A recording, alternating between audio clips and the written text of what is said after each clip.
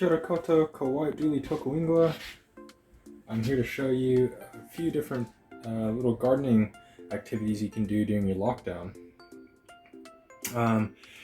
You can see here I have a basil plant. You can get these herbs at your local supermarket, and some people, they just toss out the plant after they've used all the leaves, but go ahead and save it. I put it in a bowl of water and leave it on the windowsill because then I can continue to get leaves off of it over time, and then I'll eventually plant it out in the garden.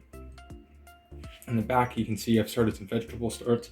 These are plastic pots that I've saved, and I have some courgettes and capsicums in there. Some vegetables that you can save instead of throwing out or composting are your spring onion bulbs. So instead of throwing that out, I've saved that bottom bit. You can see the roots right there, and I just take a jar and pour some water in, and I'll leave that on my windowsill, and that spring onion will continue to grow, and I can harvest off of that, or I can plant it into the soil. You'll see here that I have a potato, and you can see the little eyes starting to sprout. And what I've done with this example is I've cut those eyes off, and you can see how the eyes are really big now and starting to put out roots and new growth, and I can actually plant this in the ground and start new potatoes. Here I have 3 different types of herbs that I've found on my walk, and you will likely find these on an outside walk too. So I have rosemary, I have thyme, and I have spearmint. And what I can do is I can actually start new plants by peeling off these bottom leaves. Do it really carefully, otherwise you actually might damage the stem and you'll have to get a new one. Like what I did there and there. But luckily I have an example over here that I can use. So that's actually what you want it to look like. Just a few of the top leaves on it, and I have a little bit of soil, and I just put the plant stem into the soil like that and lightly pack around it. Then I'll do the same with the mint as well. So I just pinch off those leaves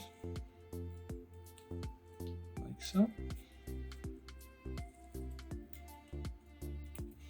leaving a plant stem with a couple leaves on it, and I put that into my soil and push it pretty far down, almost all the way to the leaves, so you can see how far down it is. And then my thyme as well, and careful, thyme has a really delicate stem, so I kind of take my time. Oh, yeah. That's alright, that'll work. And you can see how that looks. And pop that in, push that into the soil.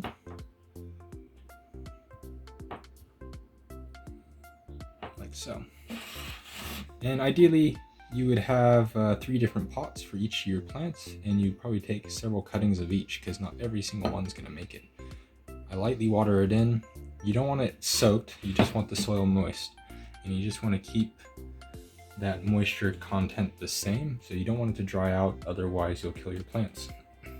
And in about 3-4 weeks time, these will have started to produce roots, and they'll start forming new plants. The last one is, here I have a little kumara that I've gotten from the supermarket, and what I'm going to do is actually just start my tipu, and I just put it in the water. Oops, actually I'm going to trade jars, and